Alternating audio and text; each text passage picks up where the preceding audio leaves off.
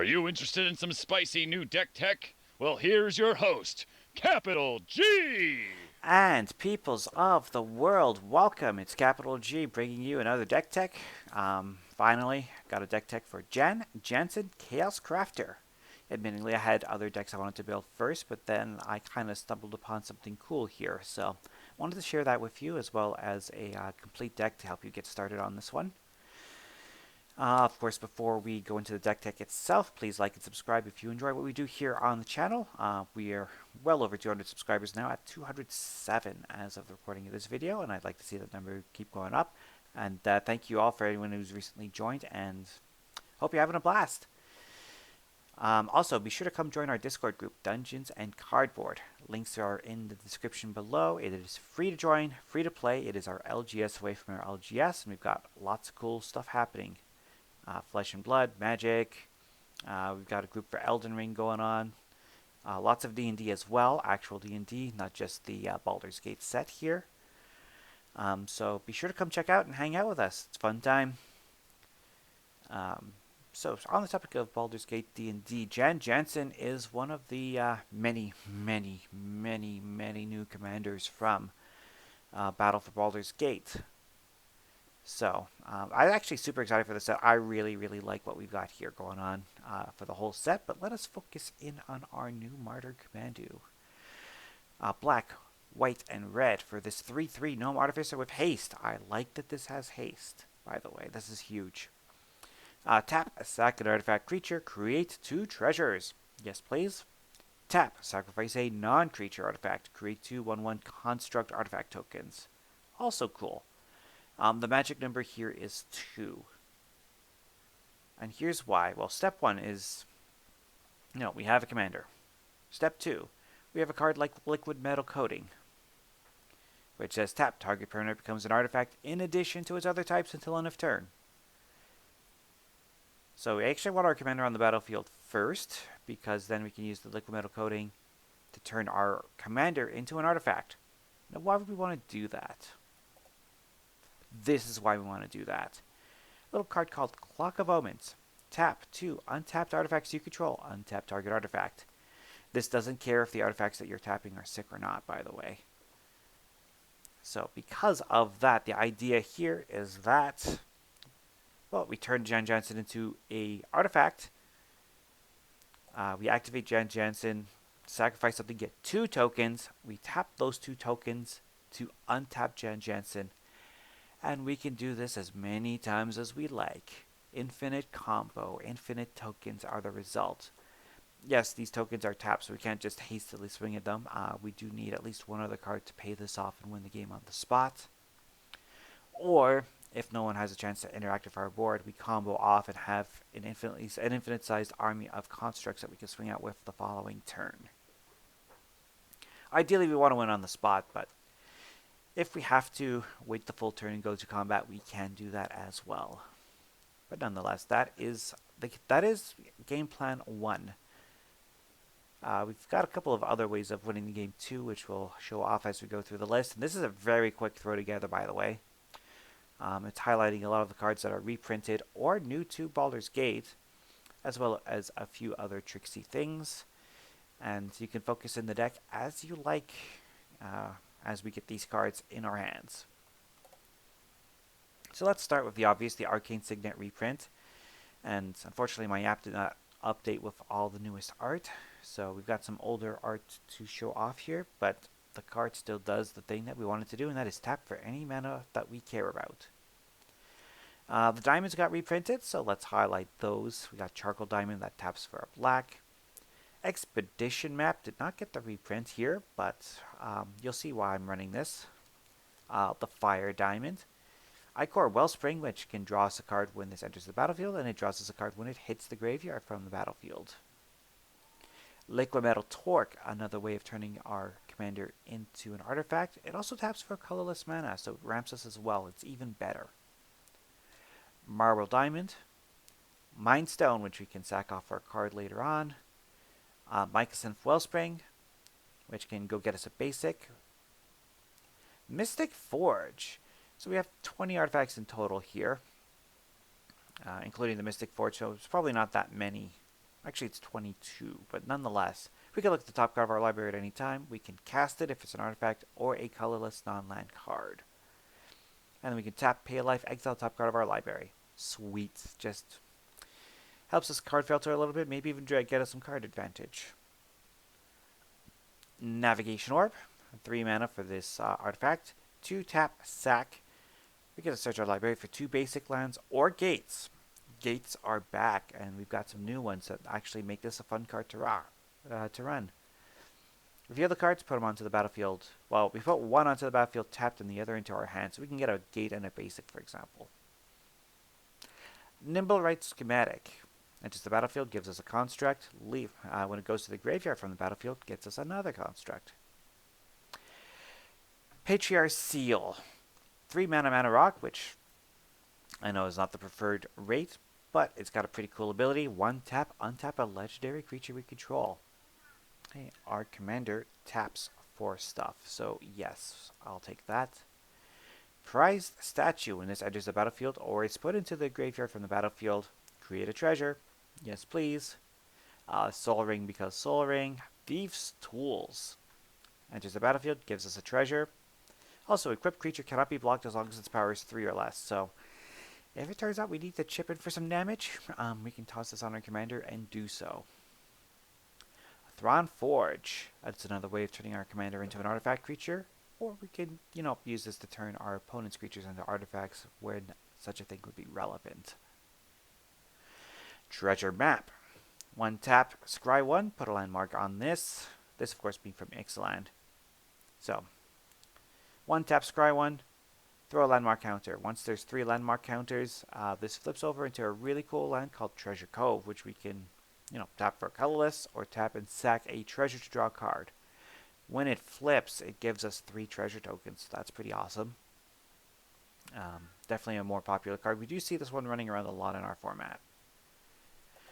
An artifact I would love to sacrifice is Ugin's Nexus. It's a card that's been putting in a lot of work for me in my Bjorna deck, so I'm loving to have it here as well.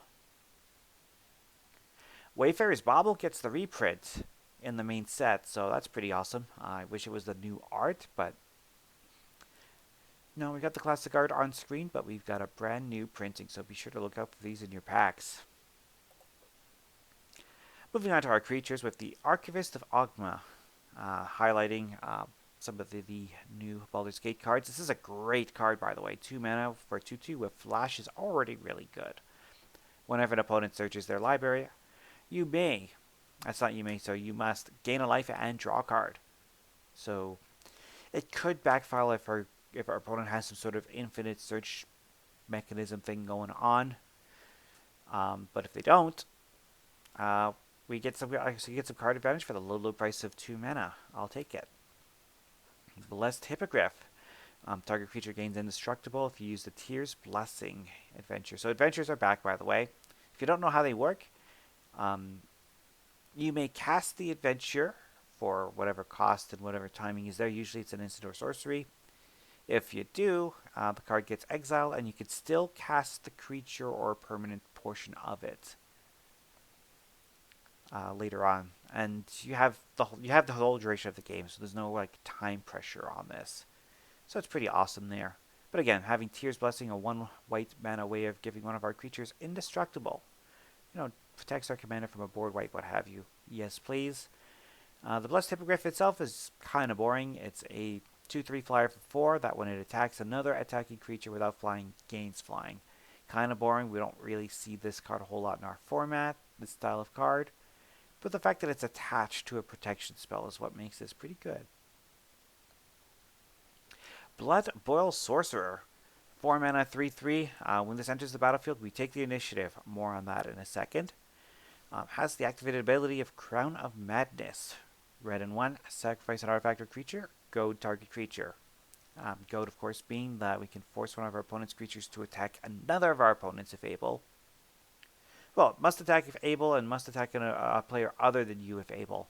So if you're down to 1-on-1 and you go to creature, that creature's coming for you because there's nowhere else to go. But as long as there's another opponent for that Darksteel Colossus to swing at, why not goad it and send it away? As for the initiative, New mechanic with Baldur's Gate is the initiative. It's very similar to Monarch, a mechanic we've previously seen out of the Conspiracy, where when somebody takes the initiative, this enters play, and on all of a sudden, anytime someone deals combat damage to the person with the initiative, they take the initiative. Whenever somebody takes the initiative, or if they have the initiative on their upkeep, they get to venture into Undercity. Venture being one of the dungeon mechanics. So if you're already, it says right here, if you're in a dungeon already, advance to the next room. If you're not, enter Undercity. You can take the initiative, even if you already have it, by the way. So if you've already got the initiative, you play another card that says, take the initiative. It still triggers, so just keep that one in mind. I think people are going to forget that. So what's Undercity? Undercity is the lone new dungeon that comes out of Baldur's Gate. And what's nice about it is it's got 5 stages. The first stage gets you basic land into your hand, so gives you some card advantage right off the hop. From there, we can scry or make a creature bigger. We can eventually create a treasure. We go to an arena. If you've never ventured into a dungeon, you always go into the first room the first time you enter a dungeon. Then you choose your path from there. So, for example, if you go to Lost Well, if you end up going to Lost Well, you can't go through the trap room. You'd have to go to either the arena or the stash. But once you get to that 5th and final room, and the way the initiative is set up, it's actually pretty quick to get there. But once you get to that 5th room, reveal the top 10 cards of your library, put a creature card from among them onto the battlefield with 3 1/1 counters on it, gains hexproof, then shuffle. So we can go get a creature. Pretty cool. I just like the mechanic in general. You have to be careful with it, of course. We're not playing a lot of big creatures, so we are kind of making a risk to ourselves by putting it into the game, introducing it, but I just like this mechanic. I think it's going to be a lot of fun to play with. Moving on. So we talked about the Bloodboil Sorcerer, another card that gets us the initiative, the Caves of Chaos Adventurer. It's a 5/3 with trample. When it enters the battlefield, we take the initiative. And whenever this attacks, we get to exile the top card of our library. If we've completed a dungeon, we may play that card without paying its mana cost. Otherwise, we play the card this turn. So we can play it by paying for it, or play it for free if we've actually completed the dungeon. So it gives us a pretty cool payoff. Moving on to the Chain Devil. When Chain Devil enters the battlefield, each player sacrifices a non-token creature. So we have a lot of these sort of Plague Grafter effects where we put a creature in and then everybody has to sacrifice a creature. But it doesn't feel so good when our opponents have sapling tokens to sacrifice, for example. Now this says our opponent has to sacrifice something that counts. They have to sacrifice a creature that's a card, not a token. So, and on top of that, we don't have to sacrifice anything. So that's pretty cool. Clockwork Fox. When this leaves the battlefield, we draw 2 cards and each opponent draws a card. Just a little group huggy thing. If this ever dies, throws us some cards. It's easy for us to kill with our own commander, so gives us a little bit of card advantage there, and hopefully the cards that we give to our opponents don't end up counting against us. Here's one of the big payoffs for our combo. Disciple of the Vault. This was a terror back in the Meriden days, and it's still terrifying now. 1 black for this 1/1 human cleric. Whenever an artifact is put into a graveyard from the battlefield, we can have target opponent lose a life. But if we're going infinite, we just win the game. We just win the game at that point. Ingenious Artillerist. Similar deal here. 3 mana for this 3/1 human artificer, new to Baldur's Gate. Whenever 1 or more artifacts enter the battlefield under our control, this deals that much damage to each opponent. That'll end the game pretty quickly. Kuldrotha Forge Master. We are going to be running some okay tutors in this deck to try and get our combo piece. This is one of them. Sacrifice 3 artifacts, go get an artifact card. Like, go get our Clock of Omens, for example. Put it right onto the battlefield. That's the goal here. Mighty Emporium Master. Thought this was just a fun little ad, especially if we sacrifice some treasure tokens on our turn. Red, black, 1 for this 3/3 Cat Devil. At the beginning of our end step, create a treasure token for each creature that died this turn. Okay, so we sacrifice a creature. and all of a sudden we're getting even more treasures for it. But like I said, just a fun little ad. This is probably a slot if you're focusing the deck to be a little more powerful, a little more in your face. But I thought this was just a fun little include. It's a cat devil, by the way, which feels like a redundant statement. But anyways, a Pegasus Guardian. Again, one of these adventure cards that I'm running more for the adventure itself, which is Rescue the Fowl. White 1. Exile target creature you control, return it to the battlefield under its owner's control. So a little blink effect on this card. But later on, we can cast it as a 3/3 flyer for 6 mana. Again, not a great rate, but it's a nice fallback option to have. At the beginning of your end step, if a permanent you controlled left the battlefield this turn, we get a 1/1 white Pegasus creature token with flying. So it can give us a few extra flying tokens as well. The Ravenloft Adventurer takes the initiative when it comes down. If a creature an opponent controls would die, instead exile it and put a hit counter on it. So that means if our opponent's creatures are destroyed, they don't make it to the graveyard at all. So that puts a stop to all those dies triggers. At least our opponent's dice triggers. We still get ours, which is pretty nice. Whenever Ravenloft Adventurer attacks, if we've completed a dungeon, defending player loses 1 life for each card they own in exile with a hit counter on it. So it's another one of those dungeon payoffs that we're rocking here today. The Reckless Fireweaver. Whenever the artifact enters the battlefield under our control, deal 1 damage to each opponent. So once again, another way to end the game with our combo.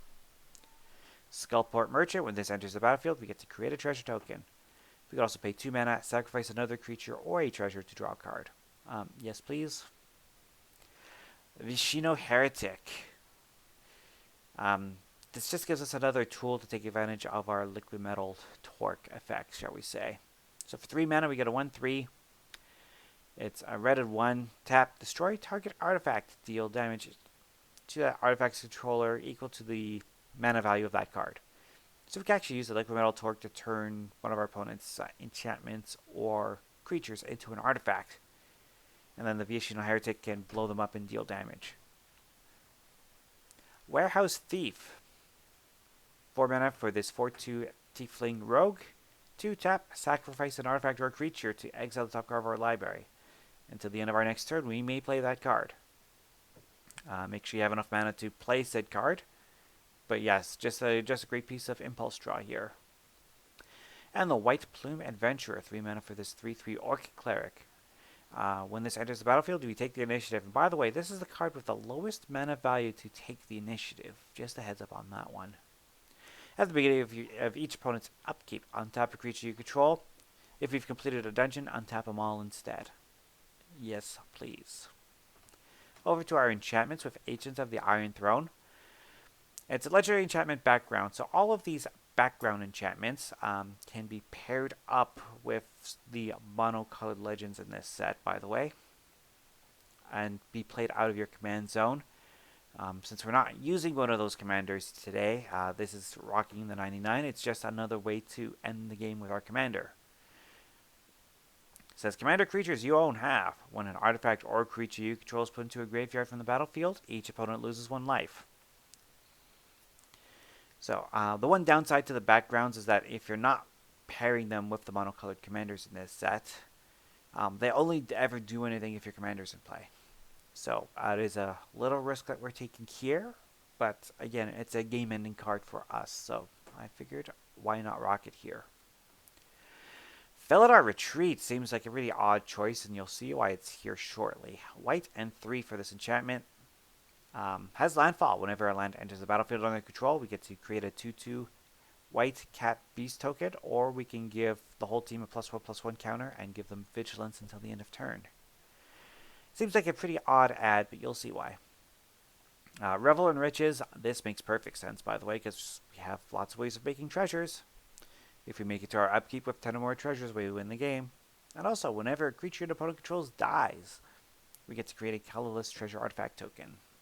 So there you go. Smothering Tide, another way to create treasures. Anytime our opponents draw a card, if they don't pay the 2, we get the treasure.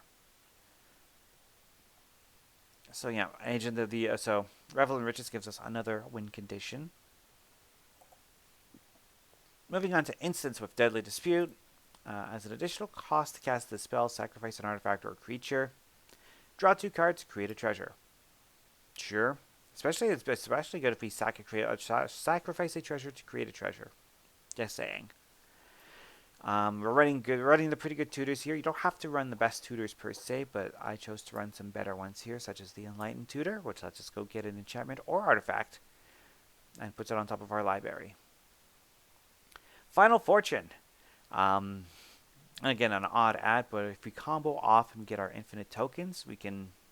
Another way for us to win the game is to cast Final Fortune, take the extra turn, and then swing out with our infinite-sized army of 1/1 constructs. So it seems like a pretty odd ad, but it can win us the game, so why not? A Guardian Naga. Running it for the Banishing Coils, which is 3 mana instant, exile target artifact or enchantment. Exile's a big thing, so 3 mana is a little high to remove one target, and one target as specific as an artifact or an enchantment, but I think it's just nice to have. This gets most of the Theros gods, by the way. So nice little ticky piece there. It's also a 7 mana 5/6 with Vigilance, and as long as it's your turn, prevent all damage that would be dealt to Guardian Naga. So this can just kind of swing in and chip it for damage if we get to a point in the game where we need to swing out with this. Our game went way too long, but at least we've got something to work with. Lightning Bolt. No, it's not showing us the Baldur's Gate version of the card, but it is getting the reprint in Baldur's Gate. This is a commander card. A lot of people debate whether or not this is any good. People don't think it's any good, but it shoots down so many utility creatures, finishes off planeswalkers, and once in a blue moon, you get that story of it, shooting down a player for their last 3 points of life. Shred Memory. This is a tutor here. It's here for the tutor. It's a 2 mana instant that says remove up to 4 target cards at a single graveyard from the game. So it gives us a way to combat graveyard strategies a little bit. Or with the Transmute, we can black 1 and go get a card of mana value 2, such as Liquid Metal Torque. So this can tutor for one of our Liquid Metal cards, or it can hose the graveyard. Pretty good versatility here. Vampiric Tutor, we pay our 2 life, we go get whatever combo piece we're missing, put it right on top of our library. Wild Magic Surge. This is a fun looking card, double red for this instant. Destroy target permanent that opponent controls. Its controller reveals cards from the top of their library until they hit a permanent card that shares a card type with that permanent. They put that onto the battlefield and the rest of the bottom of the library in a random order. Someone coming at you with a big creature, shoot her down. And your temple is under attack. For 3 mana, we've got a couple of choices here. We can pray for protection to give our team indestructible until end of turn. Or we can strike a deal and have us and an opponent draw 2 cards at instant speed. So just the flexibility of card draw or protection. We're going to go to Planeswalkers now with the Ready Ingenious Iconoclast. 3 mana for this Planeswalker, +1, put a 1/1 colorless construct onto the battlefield with Defender. It's just an artifact we can sacrifice. Or -1, we can sacrifice an artifact to destroy target artifact or creature. So repeatable removal, we'll take that as well. -6, choose target artifact card in a graveyard or artifact on the battlefield. Put 3 tokens that are copies of this. We're not racing for the -6 here. It's the utility of the +1 and the -1 that we're rocking. OG Deready is here as well. Deready Scrap Savant.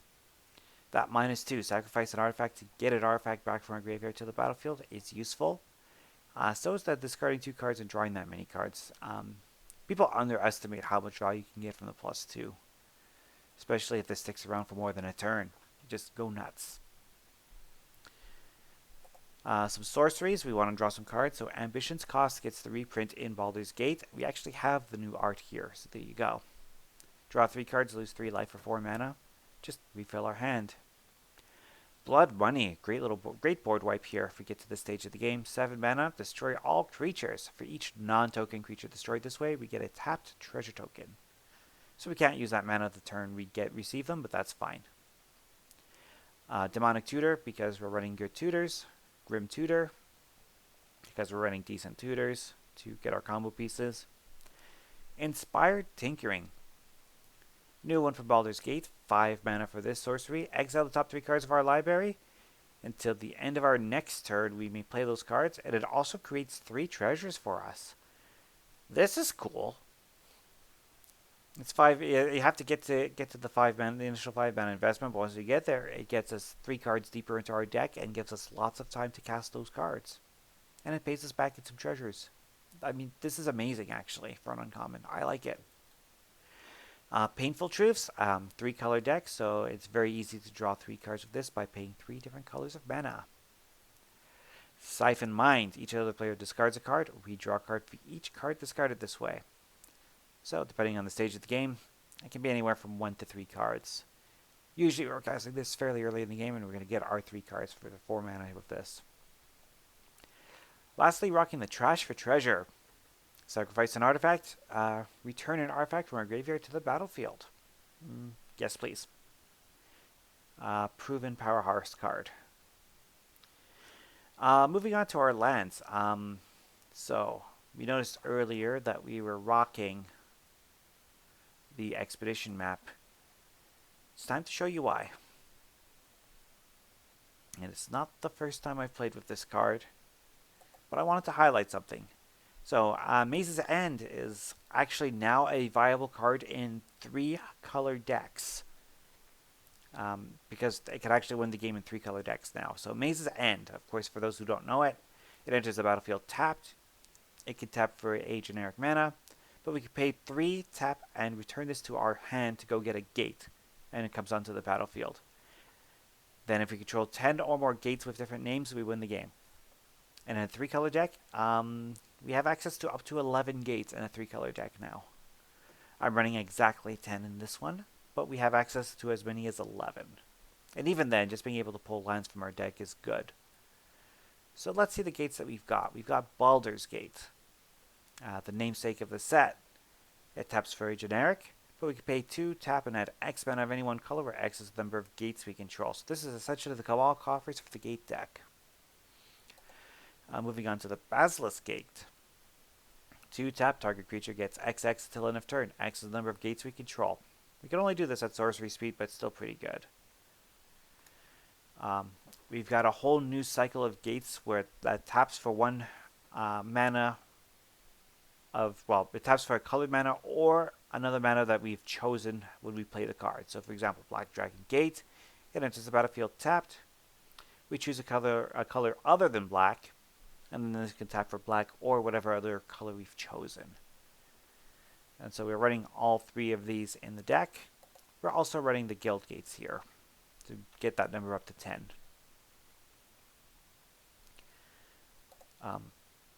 Randomly have a Pain Land in here, Caves of Coilers, just because it's good. Citadel Gate, white or whatever color we've chosen. Cliff Gate, red or whatever color we've chosen. The Command Tower gives us, of course, mana of our colors. Darksteel Citadels, just for the artifact synergies. Same with all of the indestructible artifact lands, running the ones that we can. Drossforge Bridge, for example. Goldmire Bridge. Gaunt Gate. This is a house if you're building the dedicated gates deck, and definitely going into my Gigantha build. If you've not already seen my Gigantha build, I'll link it at the end of the video. But Gaunt Gate. Gates you control enter the battlefield untapped. Wow. That is sick powerful, actually. Especially if you actually run the gates and you care about gates. This is fantastic. It also taps for a mana of any color that a gate you control could produce, so it is just a fantastic card. Only at uncommon too. Keep Gate. Taps for a generic. This comes into play untapped by default, by the way. So taps for a generic. 1 tap, add a mana of any color, so this can filter into a colored mana if we need it. And then it's 1 tap and tap another untapped gate. So it's basically tapping 3 lands to get 1 treasure. But it does sit in our play and can generate treasures for us if we don't have anything else going for us. Maze's End we've already talked about. 6 mountains. We are getting more lands with flavor text in Baldur's Gate, so sweet. The Orzhov Guildgate, 6 planes, Rakdos Guildgate. Reflecting Pool taps for a mana of any type that a land we control could produce. Getting the reprint Baldur's Gate, so perfect place to highlight it here. Rustvale Bridge, 5 Swamps, the Treasure Vault. Double X tap stack to create X treasure tokens. Yes, please. And in case we need to gain some life or give our team Death Touch, the Vaults of the Archangel is here to help us out as well. And that is my sort of very initial, very quick Jansen Chaos Crafter deck tech.